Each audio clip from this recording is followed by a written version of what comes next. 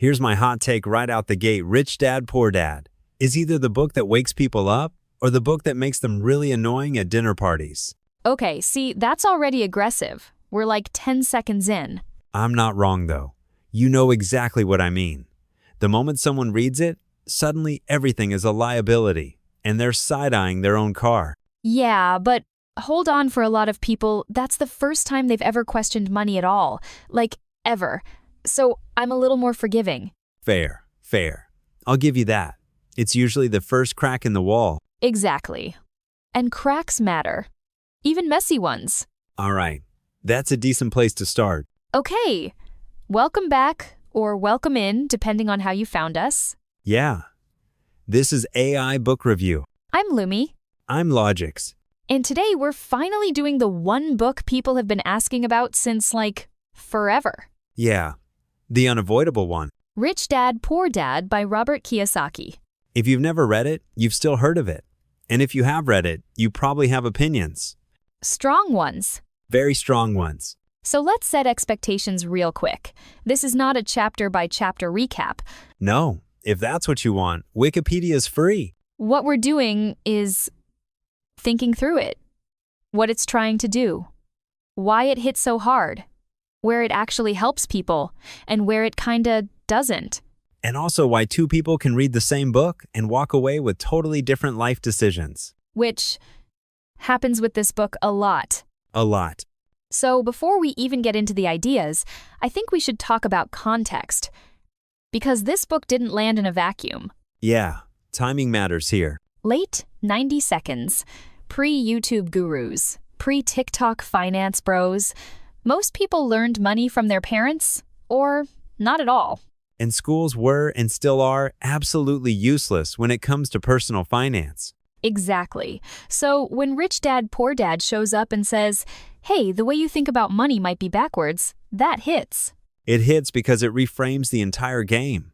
Not with math, with identity. Say more. Most finance advice before this was about budgeting harder, saving pennies, cutting lattes.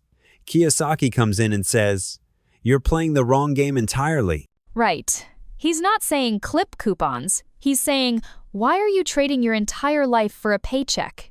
And that's intoxicating. Yeah. Especially if you're stuck, or tired, or watching your parents work themselves into the ground. Which is literally how the book is framed. Two dads, two philosophies. Let's talk about that framing for a second, because I think people misunderstand it. They take it way too literally. Yeah. The rich dad and the poor dad aren't really about income. They're about mindset. Exactly. One is credentialed, educated, stable, and terrified of risk. The other is entrepreneurial, inconsistent, bold, and obsessed with leverage. And neither is a cartoon villain or hero, even though people try to turn them into that. Well, the book kind of nudges you toward picking sides. It does. But emotionally, I think it's more complicated. The poor dad actually cares a lot about security, family, doing the right thing. And the rich dad cares about systems, ownership, control. Which sets up the core tension of the book, safety versus freedom. Yep, and Kiyosaki clearly thinks safety is a trap. Sometimes it is. Often it is. But not always. And that's where the debates start. So what do you think the actual purpose of this book is? Like, stripped of hype? Honestly, it's not to teach investing. Agreed. It's to break obedience. That's the real goal. Oof. That's accurate. The book is trying to uninstall the default operating system. Go to school, get a job, get raises, retire. And for a lot of people, that operating system was never questioned. It was just reality. Exactly. And once you question it, you can't unquestion it. That's why some people read this book and feel energized, and others feel anxious. Because uncertainty hits people differently. Yeah. Some people hear, you don't have to do this forever and feel relief. Others hear, everything you believed might be wrong and feel panic. And the book does not hold your hand emotionally. No, it kind of just shoves you into the deep end and goes, figure it out. Which is both its strength and its weakness. Right, because motivation without scaffolding can be dangerous. Especially when people skip the nuance and jump straight to quitting their jobs. Yeah, please don't do that. We'll talk about that later. Another thing we should say early. This book is part story, part philosophy, part provocation. And part exaggeration. Yeah. Some of the stories feel polished. That's being generous. But I think the truth of the ideas matters more than whether every anecdote is literal. Agreed. Parables don't need to be factual to be useful. Exactly. And this book functions more like a parable than a textbook. Which is why people arguing about is Rich Dad real are missing the point. Totally missing it. The point is the contrast, the mental models, the incentives. So if you're listening and you've never read Rich Dad, Poor Dad, here's what you need to know going in. This book is going to challenge how you think about work, money, and success, but it's not going to give you a step-by-step plan. It's more like a mental crowbar. Nice. It pries something open. What you do after that is on you. And what you should do is where people disagree. All right. I think that sets the stage. Yeah. Next, we actually get into the core ideas, assets, liabilities, and why that one definition alone messed with people's heads.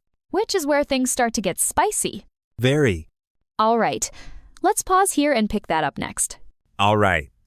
So this is usually where people lean forward a little. This is the part of the book where something clicks or annoys the hell out of you. Yeah. This is where Kiyosaki drops the idea that basically made the book famous. Assets versus liabilities. The most simple definition, and somehow the most disruptive. And also the most misunderstood. Very misunderstood. Okay, so let's explain it cleanly before we start arguing about it. Fair. Kiyosaki's definition is not the accounting textbook definition. He simplifies it down to cash flow. An asset puts money into your pocket. A liability takes money out. That's it. That's the whole thing. Which immediately pisses people off. Laughs. Yeah, because suddenly things people are proud of owning aren't assets anymore. Your house, your car, your boat, your jet ski you use twice a year. He basically walks into the American dream and flips a table. And says, most of this stuff is making you poorer. Now, emotionally, that lands hard. Because people attach identity to ownership. Yes, a house isn't just a house. It's security. It's family. It's, I made it. But from a system standpoint, Kiyosaki's asking a brutal question. Does this thing feed you, or do you feed it? And that question alone makes people uncomfortable. Which is why the book works. Here's where I think people go wrong, though. They hear house equals liability and think the book is saying never buy a house. Yeah, that's not actually the claim. The claim is, don't confuse lifestyle purchases with income-producing assets. Exactly. The book isn't anti-house, it's anti-self-deception. Oof, that's good. If your house costs you money every month, it's not generating freedom. It might generate comfort, but that's a different goal. And this is where I soften it a bit, because comfort matters. It does, but comfort also has a price tag people don't calculate long-term. True. And Kiyosaki's whole thing is long-term thinking, even if he doesn't always explain the emotional trade-offs well. He assumes people want financial freedom more than psychological safety. Which not everyone does. Right. And that's okay. But the book doesn't leave much room for that nuance. Another big idea early on is this obsession with cash flow instead of salary. Yes. He basically says salary is a trap. Which sounds dramatic, but I get what he's pointing at. A salary creates dependence. Cash flow creates options. And when people rely on a paycheck, fear becomes their decision maker. That's the core insight. Fear of losing income locks people into bad systems. Which explains why people stay in jobs they hate for decades. Benefits. Mortgage. Lifestyle inflation. Golden handcuffs. He really hammers that idea that expenses rise to meet income. And then people wonder why raises never feel like freedom. Yeah, you make more and somehow still feel stuck. Because your system didn't change. Only the numbers did. This is where the book starts to feel almost philosophical. It is. It's about incentives. He talks a lot about how fear and greed control behavior. Fear of not having money. Greed for more stuff. And how that loop keeps people running in circles. Work, earn, spend, need to work more. He calls it the rat race. Which again pisses people off. Because nobody likes being told they're a rat. But the metaphor sticks because it's visual. And because it kind of feels true. especially when people realize they can't just stop. I want to talk about the education piece too, because this is where he really takes shots. Yeah, he's brutal about schools. He argues that schools teach people to be good employees, not financially intelligent humans. Which, historically, isn't wrong. But he goes further. He suggests that traditional education actively discourages risk-taking. Because grades reward compliance, not creativity. And mistakes are punished instead of studied. Which is the opposite of entrepreneurship. This is where I think the book is strongest and weakest at the same time. Explain. Strong because it correctly identifies that financial literacy is missing. Weak because it sometimes dismisses education entirely instead of reframing it. Yes, it creates a false binary. Like you're either a sheep with a degree or a rebel entrepreneur. Reality is more blended than that. Exactly. You can be educated and financially smart. But Kiyosaki's goal isn't balance, it's provocation. Right. He's trying to wake people up, not make them comfortable. Another subtle thing people miss, he talks a lot about learning by doing. Yes. He values experience over credentials. Sales jobs, commission work, failing publicly. Which is terrifying for a lot of people. Because failure is visible. And shame is powerful. He basically says, if you can't tolerate looking stupid temporarily, you'll never grow financially. That's harsh, but not untrue. Growth requires friction. I do wish he talked more about emotional resilience, though. Yeah, he assumes people can just push through. Some people need tools for that part. Which the book doesn't really provide.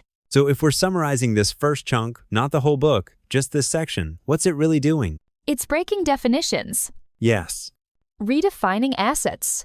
Redefining success. Redefining intelligence. And making people uncomfortable with the story they inherited. Which is why people either love this book or hate it. Or love it until they try to apply it. That's when things get real. And messy. Which is what we'll get into next, because the moment you accept these ideas, the question becomes, now what? Yeah. Theory is one thing. Action is another. And this is where the book starts pushing people toward risk, entrepreneurship, and a very specific worldview. Which deserves a careful unpacking. All right. Let's pause here before we go too far. Yeah, this is a good break point. Next up, the second quarter of the book, where Kiyosaki leans hard into financial IQ, risk, and why being smart might actually be holding you back. That's a fun sentence. It is. All right. This is where the book starts to separate people. Yeah. This is the part where some readers feel empowered and others feel low-key judged. Because now Kiyosaki shifts from ideas to character. That's a good way to put it. He starts talking about financial IQ. Which sounds fancy, but he doesn't mean math. No, he means decision-making under uncertainty. And emotional tolerance for risk. And systems thinking. And ego management, even though he never uses that phrase. Yeah, ironically. So let's slow this down. When he says financial IQ, he's not saying some people are just smarter. He's saying they've trained themselves to see opportunities where others see danger. Or complexity. Exactly. And more importantly, they're willing to act before certainty. Which is terrifying for most people. Because schools condition us to wait for instructions. Or permission. Or guarantees. And money doesn't work that way. Nope. Money rewards people who move with incomplete information. This is where I start feeling a little torn on the book. Go on. Because he's right, waiting until you feel ready usually means never starting. Correct. But he sometimes frames hesitation as stupidity or weakness, instead of conditioning. That's fair. Fear isn't a personal failure. It's learned behavior. Exactly. A lot of people grew up watching money disappear, or parents stress, or businesses fail. Which wires caution into their nervous system. So when Kiyosaki says, the rich learn to manage risk, some readers hear, you're dumb for being scared. Yeah, and that's not productive. That said, he is correct that avoiding risk entirely guarantees dependence. Right. No risk means no leverage. And no leverage means you're always trading time for money. Which is his main enemy. Time-based income. He really hates it. Because time is finite. Systems aren't. That's the heart of it.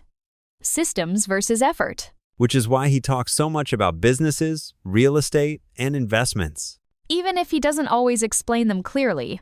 Yeah, let's talk about that. This is where a lot of readers go, okay, but how? And the book kinda shrugs. It really does. He says things like, start small, learn, find opportunities. Which sounds inspirational, but vague. For some people, that vagueness is freeing. For others, it's paralyzing. Exactly, especially if you don't already have exposure to investing or entrepreneurship. He assumes a baseline curiosity and self-direction that not everyone has been taught. Or allowed. Right. Some households punish curiosity. Another thing he pushes hard here is the idea that mistakes are teachers, Failure as feedback. which is healthy in theory, In practice, failure can be expensive. emotionally and financially. And this is where I think critics have a point. Same. The book underplays survivorship bias. Yes. Not everyone who takes risks wins, And not everyone can afford repeated failures. especially people with families, medical issues, or no safety net, Kiyosaki speaks from a position of relative insulation even early on. which doesn't invalidate the ideas, but it does limit who can apply them easily. Something else he introduces here is the idea that being smart can actually hold you back, Yeah, that one pisses people off. because intelligence becomes identity, And he basically says overthinking is a form of fear. which sometimes it is. Analysis paralysis is real. But sometimes, thinking is just thinking. True. Reflection matters. I think what he's really attacking is perfectionism, Yes. Waiting until you can't fail. which is another illusion schools create. Real-world systems don't wait for perfection. They reward iteration, Fast feedback loops, messy learning, which is uncomfortable. and public. He also talks about working to learn, not to earn. That's a big one. He suggests taking jobs for skill acquisition sales, communication, leadership, even if they pay less. That's counterintuitive advice in a culture obsessed with salary, And again, not always practical. but strategically sound if you can manage it. Yes. It reframes early career choices as training, not destiny. Which is empowering for younger readers. And frustrating for older ones who feel like they already missed it. That's another emotional gap in the book. He doesn't spend much time reassuring people that it's not too late. He kind of assumes everyone is perpetually 25. Laughs. Yeah. With no kids and unlimited energy. Reality check. Not true. So, if we zoom out, what's this section really doing? It's pushing responsibility back onto the reader. Yes, Not blaming systems. Not blaming bosses. Not blaming schools. that can feel empowering or shaming. Depending on where you are. I think that's why reactions to this book are so emotional. Because it touches identity. Worth, capability, courage. And those aren't neutral topics. No, they're loaded. One thing I do appreciate here is his insistence that financial education is ongoing. Yes. He treats it like a practice, not a destination. Which is realistic. Money systems change. Markets change. Life changes. Static knowledge decays. That's a great point. All right. I think this is a good place to pause again. Yeah. Because next, he starts leaning hard into entrepreneurship and investing philosophies, and that's where disagreements really show up. And where people start either building something or making questionable decisions. Laughs. Sometimes both. True.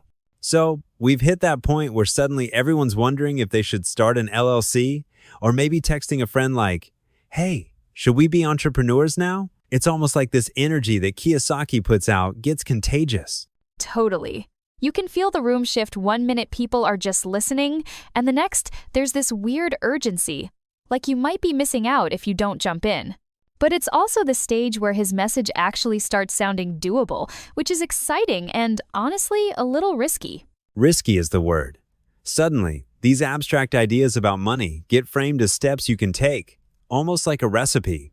But if you're not careful, it's easy to miss how much context is missing from the recipe. Exactly. Kiyosaki isn't just nudging people, he's laying out a blueprint that sounds universal, but it's really not one size fits all. That actually makes me think about how he pivots the conversation from just entrepreneurship to the bigger idea of ownership.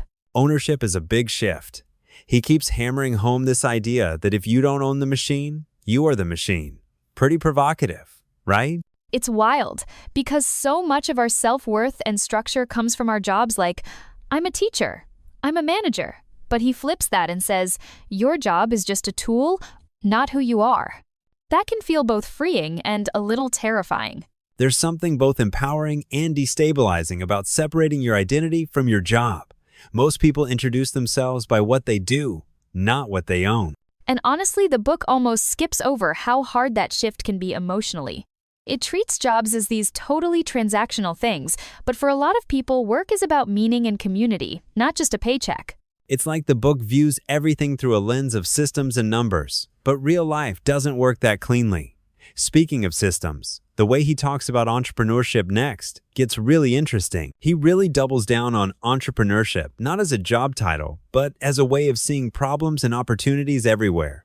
It's like learning to spot hidden puzzles in daily life. Right, and suddenly you're noticing inefficiencies, undervalued things, little gaps everywhere. It's almost like putting on new glasses, you can't unsee it. That changes your whole approach, even if you're not launching a startup tomorrow. It's powerful, but honestly, sometimes exhausting. There's this pressure to monetize every idea or moment, like you're wasting potential if you don't. I know that feeling. Not everything needs to be a side hustle, though the book makes it seem like it should. And then he brings in taxes and corporations, which is where things really start to heat up in readers' minds. This section is a total eye-opener for some people. He's mapping out how the wealthy use things like corporations and tax codes to their advantage. It can be both fascinating and a little infuriating. What gets me is how it reveals the system's real incentives ownership gets rewarded way more than labor. That's a tough pill, especially if you've always believed that working hard is the main path to wealth. It really messes with your worldview. Suddenly, you get why some folks play by the rules and still feel stuck. Kiyosaki's angle is, learn those rules so well, you can use them. That's practical advice. But let's be honest, it makes some people uncomfortable. It feels a bit like gaming the system, or at least opting out of the idea of fairness. But maybe that discomfort is part of the point. Yeah, it's a tension that never really gets resolved. Which brings us to his favorite example, real estate. That's where the stakes start to feel even more real. Real estate is the big, shiny example for Kiyosaki cash flow, appreciation, tax breaks, all of it. But that's just one side of the coin. He tends to gloss over all the ways things can go sideways. Risk, debt, market swings. It almost sounds like, if you just learn enough, you'll win. But reality is messier. Exactly. Everything from timing to luck plays a part, and not every market is a gold mine. People forget that, and sometimes the book encourages that kind of selective memory. It's like the success stories get all the airtime, while the failures barely get a footnote. Which makes sense for a motivational book, but leaves the picture incomplete. And honestly, that's my main gripe as we wrap up this section. By this point, you can really feel where the book leaves out the full reality, especially the emotional costs. Stress, uncertainty, responsibility, they don't get much space. That's true, and Kiyosaki kind of treats risk tolerance as a virtue, when really, not everyone wants or needs that pressure. For some, owning assets isn't worth the anxiety, and that's okay. But in his world, wanting stability is almost painted as weakness. There's this subtle pressure to be a risk taker, as if that's the only admirable path. And it glosses over just how much of success is survivorship bias. A handful make it big, but there are so many stories that don't get told. Then you throw in outdated or oversimplified advice, and it's easy to see why critics push back. Definitely. The book shakes people loose, but sometimes a little too hard. It's designed to inspire, not guide gently, and that approach has its own pitfalls. Let's take a quick pause before we dive into what comes next. Ever look at your garage, your attic, or that one chair piled high with stuff and think, how did this even happen? At Bauman Auctions, we see treasure. We're experts at turning your unique items, collectibles, and even your quality clutter into cash. Our professional team handles everything: the expert photography, the nationwide online marketing, and all the shipping logistics. So if you're feeling overwhelmed by downsizing or managing a whole estate, let us make it stress-free. We take the hassle out so you can just enjoy the results. The action never stops. There's always a new auction starting, packed with fascinating finds. You don't want to miss what's coming up next. Ready to join the fun? Follow us on Facebook to keep up with current auctions and events. That's Bauman Auctions on Facebook. Okay, so where were we? Consequences. Yeah. The real-world implications of taking this book seriously. This is where I think the book provokes more than it educates, Agreed. It lights a fire, but doesn't always give you a map. which can be good if you're self-directed. Or reckless, if you're desperate. And desperation changes how advice is interpreted, That's a big one. People under financial stress hear risk as escape. which can lead to impulsive decisions. Kiyosaki assumes a calm, curious reader. Reality is messier. Always. Still, I don't want to lose the core value here. Which is? The insistence that people can learn to think differently about money, Yes. That belief alone is powerful. even if the execution isn't perfect, Even if the examples are dated. even if some advice needs updating. The mental shift is real. And that's probably why this book has lasted. Yeah. It's less about tactics, more about permission. Permission to question. Permission to experiment. Permission to imagine a different path. And that's not nothing. All right. Next up, we need to talk about the last quarter, the long-term mindset, criticisms, and whether this book actually holds up over time. Yeah. Legacy matures. And so does accountability. Let's pick that up next. All right. This last stretch of the book feels different. Yeah. It's less about lighting fires and more about perspective. Almost legacy-focused. Exactly. This is where Kiyosaki zooms out and asks, okay, if you do think this way long-term, what kind of life does it create? And also, what kind of person? That part gets overlooked. One thing that comes up here is patience, which is interesting because earlier the book feels almost impatient. Yeah. Early on, it's very break-free now. Later, it's more, this takes time. He starts emphasizing delayed gratification. Which is ironic, because critics accuse the book of encouraging shortcuts. But if you read this section carefully, he's actually saying the opposite. Right. He talks about planting seeds, reinvesting, compounding knowledge and assets, Which is boring. and effective. Laughs. Yeah, the boring part is always the real work. That's where a lot of readers drop off. Because once the excitement fades, discipline remains. And discipline doesn't feel revolutionary. Another theme here is self-awareness. Knowing why you want money? That's huge. He subtly asks, freedom for what? Exactly. Is it freedom to spend, to rest, to build, to give? Or to prove something. Oof. Yeah. The book doesn't dwell on that, but it's implied. And I wish it explored it more deeply. Same. Because money amplifies whatever motive you already have. If you're anxious, more money doesn't fix that. If you're empty, assets don't fill that. Which is where some readers feel let down later in life. They win financially and still feel unsettled. This part of the book also starts addressing criticism indirectly. Yeah, he talks about people calling him reckless, unrealistic, irresponsible, And he basically says, that's fine. Different paths. which is more mature than people give him credit for. Agreed. He doesn't actually say everyone must live this way. He says most people were never shown another option. That distinction matters. A lot. Let's talk about the book's longevity for a second, because it's been around a long time. And some of the advice hasn't aged perfectly. Yeah, markets change, technology changes, opportunities shift, But the mental frameworks still hold. assets versus liabilities, ownership versus labor, cash flow versus salary, Those ideas are still relevant. even if the execution needs updating. Which is why this book often works best as a starting point. Not a blueprint. Exactly. If someone treats it like gospel, that's where problems start. But if they treat it like a lens, It can be transformative. something else that's worth mentioning, the tone. Ah, yes.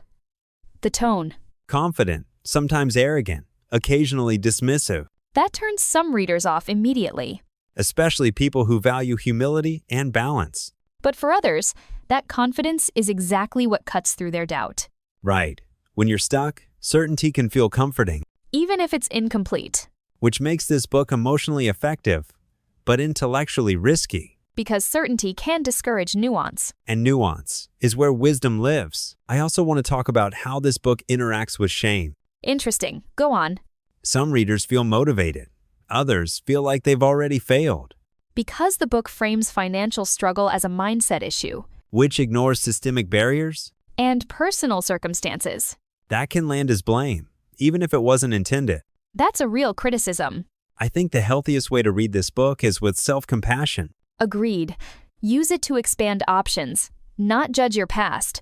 Yes, the past already happened, The book is about agency, not guilt, but readers have to bring that framing themselves. because the book won't do it for them. So if someone asks, does Rich Dad Poor Dad still matter? I'd say yes, but with caveats. Same. It provokes more than it instructs. It questions more than it answers, And it works best when paired with other perspectives. especially ones that address emotional health, ethics, and realism. Money doesn't exist in a vacuum. It exists in lives. Messy ones. All right. That brings us to the end of the book itself. Which means next, we zoom out Yeah.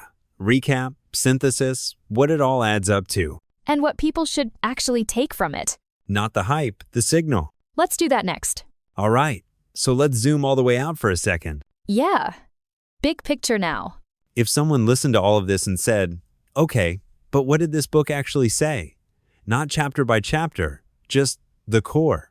I'd say it's doing one main thing. It's challenging the default story people inherit about money. Yes. The work hard, be loyal, everything will work out story. Which isn't evil, it's just incomplete. And sometimes outdated. And sometimes dangerous if taken as a guarantee. At its core, Rich Dad Poor Dad is about how you think, not what you buy. Exactly. People obsess over the tactics, real estate, businesses, assets. But those are examples, not commandments. The real lesson is, if you don't understand how money moves, you'll always be chasing it. And chasing is exhausting. Because it never ends. Another big takeaway, and this one's subtle, is personal responsibility, Yeah. The book puts the burden back on the individual. which can be empowering, Or overwhelming. depending on where you're standing. But it does force an uncomfortable question. If no one is coming to save me financially, what do I do with that reality? That question alone changes people. Even if they never invest $1. I also think the book is really about choice. Explain. It's saying, you might not control where you start, but you do have more control over direction than you were taught. Yes. Agency over autopilot. And once you see that, it's hard to unsee. Which is why some people resent the book after reading it. Because ignorance was more comfortable. Exactly. At the same time, we have to be honest about what the book doesn't do. It doesn't give a roadmap. It doesn't account well for emotional, social, or systemic limits. It doesn't teach risk management in detail. And it definitely doesn't teach inner peace. Laughs. No. Not even a little. So if someone reads this, expecting a complete financial education, They're going to be disappointed. but if they read it, expecting a mental reset, It delivers. I think one of the healthiest ways to view this book is as a mirror. Yeah. It reflects how you already feel about work, money, and risk. If you're already skeptical of the system, it validates you. If you're security-oriented, it challenges you, If you're struggling, it might inspire you or make you feel behind. which is why context matters so much. Books don't land the same way on everyone. Something else I keep thinking about is how this book ages with the reader. That's interesting. Go on.